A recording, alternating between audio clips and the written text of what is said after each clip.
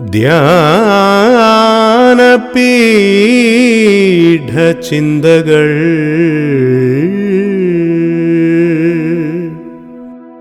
ധ്യാനപീഠചിന്തകൾ, a devotional thought for worship.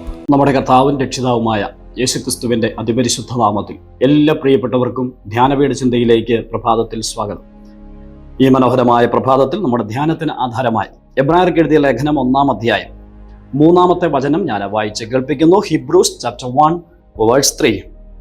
അവന്റെ തേജസ്സിന്റെ പ്രഭയും തത്വത്തിന്റെ മുദ്രയും സകലത്തെയും തന്റെ ശക്തിയുള്ള വചനത്താൽ വഹിക്കുന്നവനും ആകൊണ്ട് പാപങ്ങൾക്ക് പരിഹാരമുണ്ടാക്കിയ ശേഷം ഉയരത്തിൽ മഹിമയുടെ വലത്ത് ഭാഗത്ത് ഇരിക്കുകയും. നമ്മുടെ കർത്താവായ യേശുക്രിസ്തുവിന്റെ വലുപ്പം അതൊന്ന് മനസ്സിലാക്കി കൊടുക്കുവാൻ ലേഖനകർത്താവ് വളരെ ശ്രമിക്കുന്നതായിട്ട് ഈ ലേഖനത്തിലൂടെ നാം ഒന്ന് സഞ്ചരിക്കുമ്പോൾ കാണുവാൻ കഴിയുന്നുണ്ട്. 1-ാം അധ്യായം മുതൽ എല്ലാ അധ്യായങ്ങളിലും യേശുക്രിസ്തു ഏറ്റവും ശ്രേഷ്ഠനാണ് എന്നുള്ളതാണ് വ്യക്തമാക്കുന്നത്. പഴയ നിയമ ഇസ്രായേൽ അവർ വിശ്വസിച്ചിരുന്ന ആചാരങ്ങളെക്കാൾ, അനുഷ്ഠാനങ്ങളെക്കാൾ, അവരുടെ പ്രവാചകന്മാരെക്കാൾ, ദൂതന്മാരെക്കാൾ ഏറ്റവും ശ്രേഷ്ഠനാണ് കർത്താവായ യേശുക്രിസ്തു എന്നുള്ള ആ വലിയ ആത്മീക സത്യത്തെ അവർക്ക് വെളിപ്പെടുത്തി കൊടുക്കുമ്പോൾ അത് പറഞ്ഞ് തുടങ്ങുന്ന ഭാഗമാണ് ഈ 1-ാം അധ്യായത്തിൽ നാം കാണുന്നത്. ഇവിടെ യേശു കർത്താവ് ദൂതന്മാരിലും പ്രവാചകന്മാരിലും ഏറ്റവും ശ്രേഷ്ഠനാണ് എന്നുള്ളത് വ്യക്തമാക്കിക്കൊണ്ട് ആരംഭിക്കുമ്പോൾ സൃഷ്ടിതാവായ ഉന്നതനായിരിക്കുന്ന ദൈവത്തിന്റെ മഹത്വം അവിടെ വെളിപ്പെടുത്തുകയാണ്. എന്നാൽ അതേ തുടർന്ന് തന്നെ 3-ാമത്തെ വാക്യത്തിലേക്ക് നാം വരുമ്പോൾ അവിടുന്ന് ആരാണ് എന്നുള്ളത് വെളിപ്പെടുത്തുന്ന 2 വ്യത്യസ്തമായ ആശയങ്ങൾ കാണാനായിട്ട് കഴിയുന്നുണ്ട്. ഒന്ന്, അതവിടുത്തെ മഹത്വത്തിന്റെ ചിത്രീകരണമാണ്. അവന്റെ തേജസ്സിന്റെ പ്രഭയും തത്വത്തിന്റെ മുദ്രയും സകലത്തെയും തന്റെ ശക്തിയുള്ള വചനത്താൽ വഹിക്കുന്നവനും ആണ് എന്നുള്ളത് അവിടുത്തെ മഹത്വത്തിന്റെ ഒരു ചിത്രമായിട്ട് നമുക്ക് കാണുവാൻ കഴിയുന്നു. അവിടുന്ന് എത്ര ഉന്നതനും സർവശക്തനുമായിരിക്കുന്ന ദൈവമാണ്, അത് വളരെ വ്യക്തമായിട്ട് വെളിപ്പെടുത്തുകയാണ്. എന്നാൽ അടുത്ത ഭാഗം പറയുന്നത് അവിടുന്ന് ഏത് വിധത്തിൽ ആയിത്തീർന്നു, ഇപ്പോൾ എവിടെ ആയിരിക്കുന്നു എന്നുള്ളതാണ്. അതാണ് 2-ാമത്തെ ഭാഗത്ത് നമുക്ക് കാണുവാൻ കഴിയുന്നത്. പാപങ്ങൾക്ക് പരിഹാരമുണ്ടാക്കിയ ശേഷം മഹിമയുടെ വലത്ത് ഭാഗത്ത് ഇരിക്കുകയും ചെയ്യുന്നു. അപ്പോൾ സകലത്തിൻ്റെയും കാരണഭൂതനായിരിക്കുന്ന സർവശക്തൻ ഇവിടെ ഇതാ പാപങ്ങൾക്ക് പരിഹാരം ഉണ്ടാക്കിയ ശേഷം ഇപ്പോൾ ഇതാ മഹിമയുടെ വലത്ത് ഭാഗത്ത് ഇരിക്കുന്നു. നമ്മുടെ കർത്താവിനെ സംബന്ധിച്ച് നാം മനസ്സിലാക്കുമ്പോൾ ഇപ്പോൾ നമുക്ക് വേണ്ടി പിതാവിന്റെ സന്നിധിയിൽ പക്ഷപാത ശുശ്രൂഷ ചെയ്യുന്ന മഹാപുരോഹിതനായിട്ട് അവിടുത്തെ നമുക്ക് ദർശിക്കുവാനായിട്ട് കഴിയുന്നുണ്ട്. എന്നാൽ ഒരു പദം നാം ഇവിടെ വളരെ ശ്രദ്ധിക്കേണ്ടതായിട്ടുണ്ട്. പാപങ്ങൾക്ക് പരിഹാരം ഉണ്ടാക്കിയ ശേഷം പിതാവിന്റെ വലത്തുഭാഗത്ത് അഥവാ മഹിമയുടെ വലത്തുഭാഗത്ത് ഇരിക്കുകയും ചെയ്യുന്നു.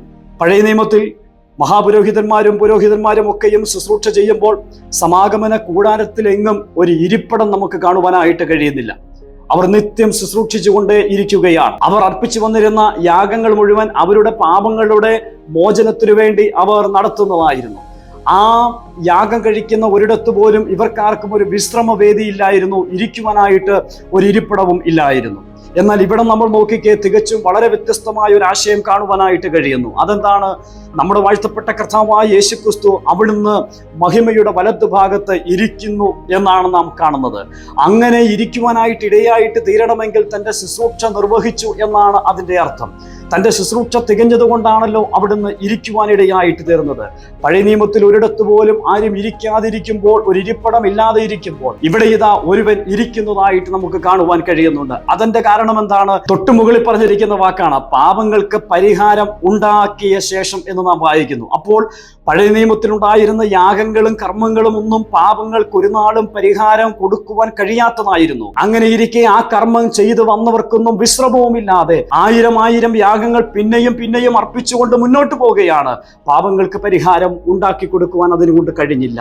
എന്നാൽ ഇവിടെ ഇതാ വാഴ്ത്തപ്പെട്ട കർത്താവായ യേശുക്രിസ്തു എന്ന സർവ്വത്തിന്റെയും ഉടയവനായവൻ ഇവിടെ ഇതാ പാപങ്ങൾക്ക് പരിഹാരമുണ്ടാക്കിയിരിക്കുന്നു. ഇത് തന്നെയാണ് മുമ്പോട്ട് നാം വരുമ്പോൾ എബ്രായ ലേഖനം 10-ാം അധ്യായത്തിൽ അതിന്റെ 12-ാം വാക്യത്തിൽ നാം വായിക്കുന്നത്, യേശുവോ പാപങ്ങൾക്ക് വേണ്ടി ഏകയാഗം കഴിച്ചിട്ട് എന്നേക്കും ദൈവത്തിന്റെ വലതുഭാഗത്തിരുന്നു കൊണ്ട് തൻ്റെ ശത്രുക്കൾ തൻ്റെ പാദപീഠമാകുവോളം കാത്തിരിക്കുന്നു എന്ന് വായിക്കുന്നത്. അപ്പോൾ അവിടെ നാം വായിക്കുന്നു, യേശു പാപങ്ങൾക്ക് വേണ്ടി ഏകയാഗം കഴിച്ചിട്ട് പിതാവിന്റെ വലതുഭാഗത്ത് ഇരിക്കുകയാണ്. പ്രിയപ്പെട്ടവരെ, പാപത്തിന് പരിഹാരം ഉണ്ടാക്കിയ ശേഷം മഹിമയുടെ വലതുഭാഗത്ത് ഇരുന്ന വാഴ്ത്തപ്പെട്ട കർത്താവായ യേശുക്രിസ്തു ഇന്ന് പ്രഭാതത്തിൽ പാപങ്ങൾക്ക് ഒരു നാളും പരിഹാരം കണ്ടെത്തി കൊടുക്കുവാൻ കഴിയാത്ത അതേ യാഗങ്ങളെ കൂടെ അർപ്പിച്ചു വന്നിരുന്ന യഹൂദന്റെ യാഗവേദികൾ ഉണ്ടായിരുന്നു. അവിടെയുള്ള മഹാപുരോഹിതന്മാരുണ്ടായിരുന്നു. ഇരിപ്പിടം പോലുമില്ലാതെ നിരന്തരം യാഗങ്ങൾ കഴിച്ചുകൊണ്ടവരിയ്ക്കുകയായിരുന്നു. കാരണം ആ യാഗങ്ങൾ കൊണ്ടൊന്നും അവരുടെ പാപത്തിനൊരു പരിഹാരം കണ്ടെത്തുവാൻ കഴിഞ്ഞില്ല.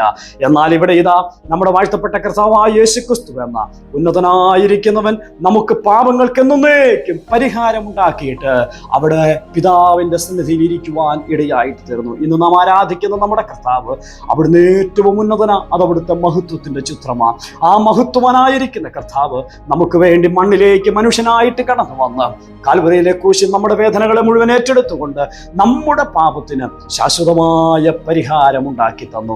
ഇന്ന് നമുക്ക് വേണ്ടി പിതാവിന്റെ സന്നിധിയിൽ ഇരിക്കുന്ന നമ്മുടെ വാഴ്ത്തപ്പെട്ട കർത്താവ് അവിടുന്ന് എത്ര ഉന്നതൻ, അവിടുന്ന് എത്ര മഹത്വവാനായിരിക്കുന്നവൻ. ഇന്ന് പ്രഭാതത്തിൽ നമ്മോട് കാണിച്ച ഈ നിസ്തുല്യമായ സ്നേഹത്തെ നമുക്ക് ഓർക്കാം.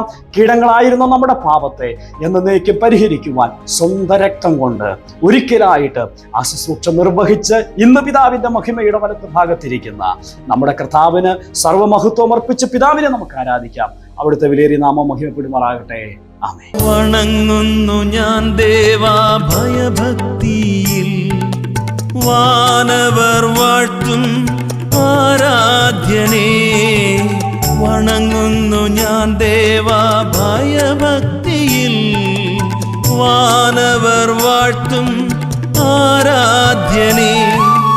വിശുദ്ധമാം രക്തം നീ ചൊരിഞ്ഞു, വീണ്ടെടുത്തല്ലോ ഈ സാധുവെന്നെ. വിശുദ്ധമാം രക്തം നീ ചൊരിഞ്ഞു, വീണ്ടെടുത്തല്ലോ ഈ സാധുവെന്നെ. വീഴുന്നു ഞാൻ നാഥ നന്ദിയോടെ, വിശുദ്ധമാം നിൻ തിരുസന്നിധിയിൽ. വല്ലഭനാം നീ വഴി നടത്തി, വിശ്വസ്തനായെന്നും കാത്തതിനാൽ. വല്ലഭനാം നീ വഴി നടത്തി, വിശ്വസ്തനായെന്നും കാത്തതിനാൽ.